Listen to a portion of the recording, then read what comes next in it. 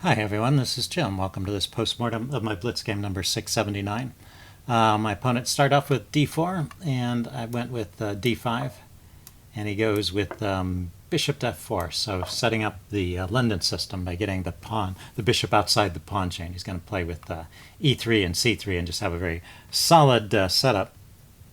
And, well, it's really tough to play against a setup like this. We can talk about some lessons learned as we go through the game, but one of the lessons is maybe you shouldn't push too hard for a win if there's no winning chances.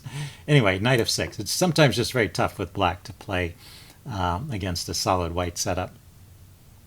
But anyway, this is what I've been playing against the London system. I've had pretty good luck with this. I go with the early c5 here and try and create some tension in the center.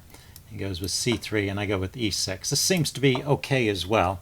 I was a little worried about him taking the pawn. I want to be able to take back, although it appears that knight c6 is a playable move in this position as well.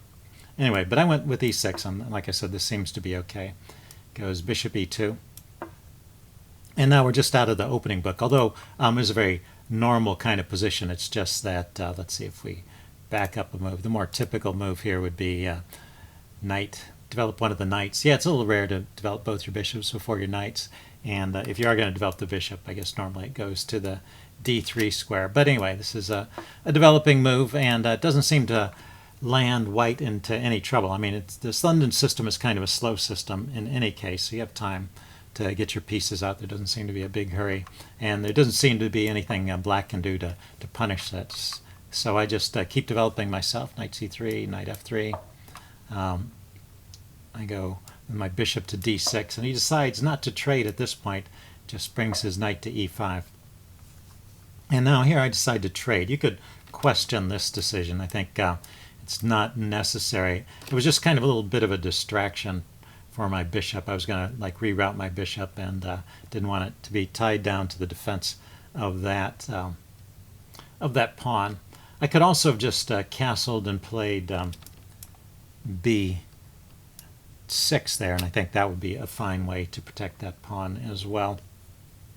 Okay, but anyway, I chose to take here, and well, once again, it doesn't seem to get me in any trouble, but we stay in the range of about even. And now I play bishop c7, and the point of this maneuver is to allow me to play knight to d7 to challenge his pieces here in the center without losing my bishop. If the bishop were still sitting here on d6 when I play knight d7, then it would become undefended, and he might have some tactic against the undefended bishop. So bishop d7 is a move that prepares to bring the knight to d7 and even pawn to f6 to chase his pieces away from the center. And this is usually a pretty effective technique, and black is at least equal here. He decides to go ahead and trade immediately, so not waiting around for me to play my usual maneuver, and he just trades off these two pieces. So this should be okay for black. In fact, well, it's white's turn to move here. I was going to say maybe I have a slight edge in development, but both of us have one piece out, and white's going to castle on the next turn. I guess you could count this as a move of development, perhaps. But anyway, a pretty even position. But I do have some ideas here, like pushing c5 to undermine the center. He continues developing with knight c3, and I pushed with e5.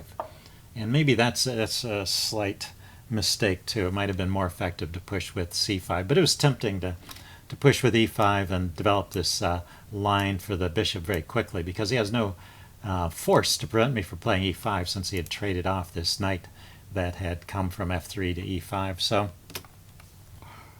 it seems like this is still okay. He castled, I castled, and then he goes rook c1.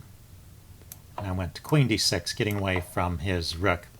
And now he trades. So he kind of made me waste a tempo with the queen, and then he took. And then he played queen to d4.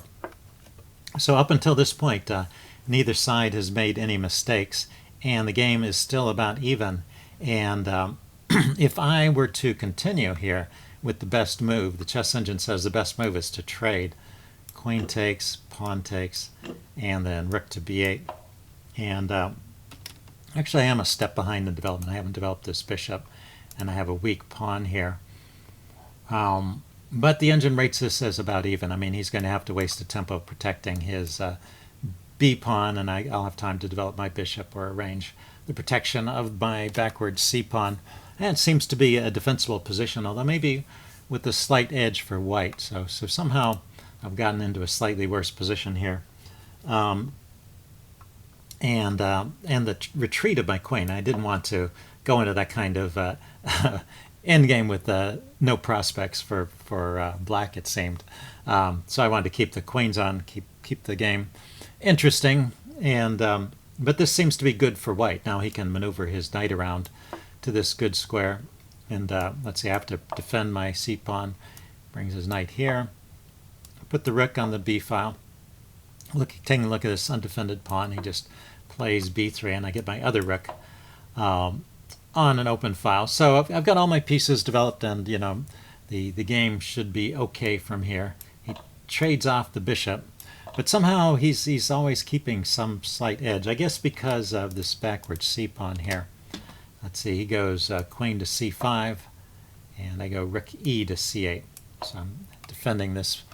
He goes bishop to f3, kind of piling up on it, maybe thinking of, and there may be potential ideas of taking here if this weren't defended by the knight, and trying to get some kind of pin going here.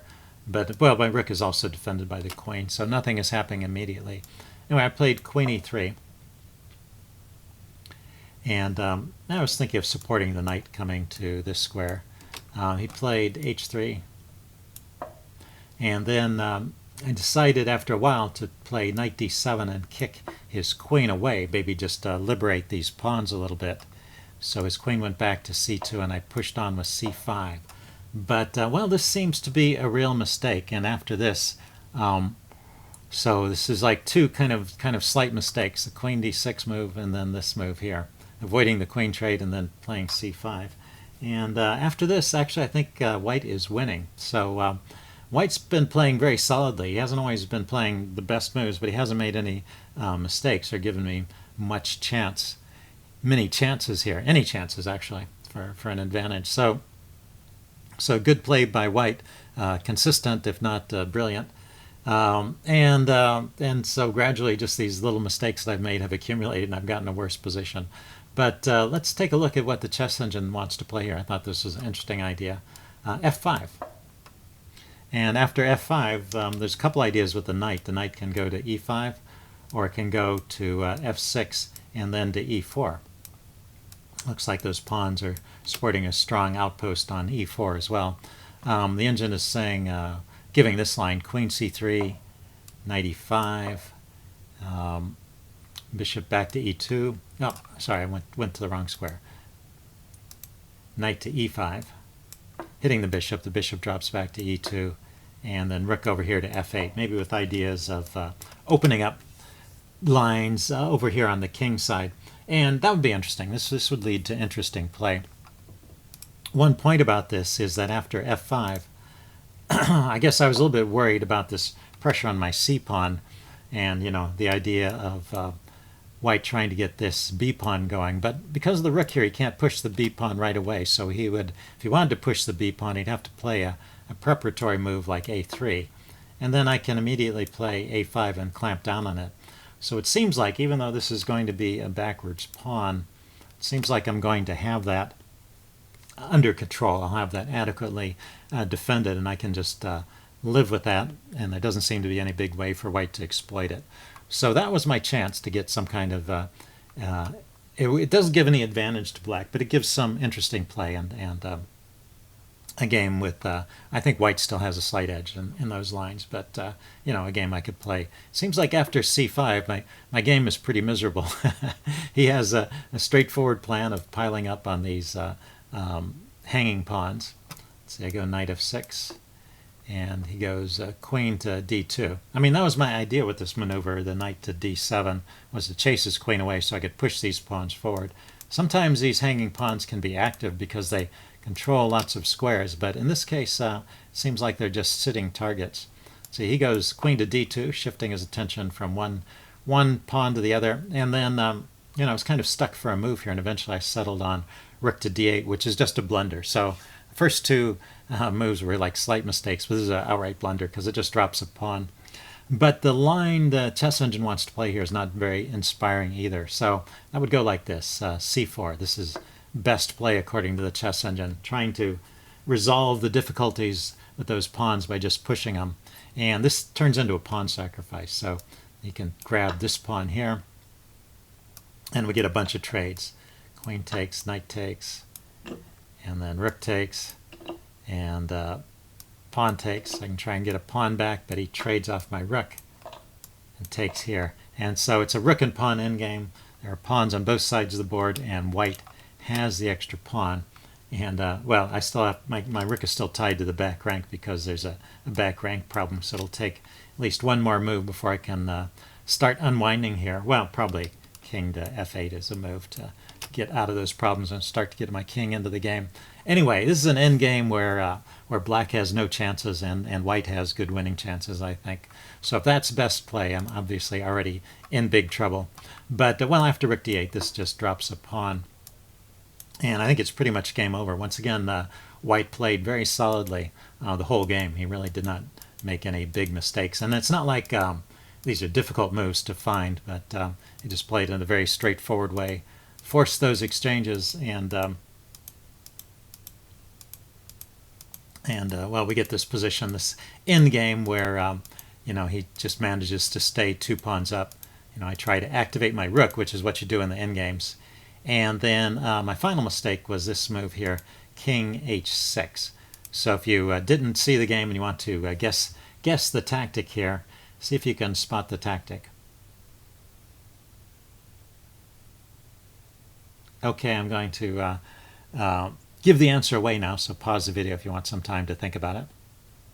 The winning tactic here is a g5 check, which forces the king forward. The king can't run back because the rook is guarding all of those squares. The king has to go forward, and now rook here is mate because this bishop is pawn is guarding the escape square for the king. The king has nowhere to run to, so a nice little baiting trap on the edge of the board. Let's see if we back up. Instead of running to h6, yeah, the chess engine says I have to go back to g8, and this is a win.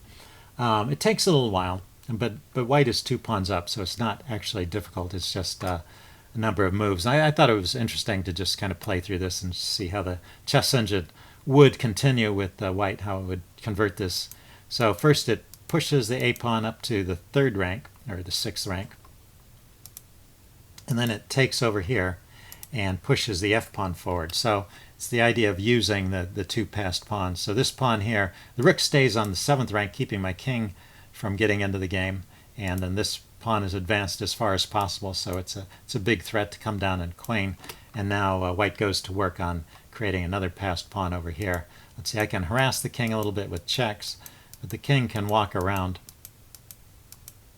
and escape, and you know, that was just a trade of pawns. It was a clever way to pick up a pawn, but basically the king is now free of further checks, well, the rook can always come over and check, but the king can get out of the way, and this pawn can start coming forward.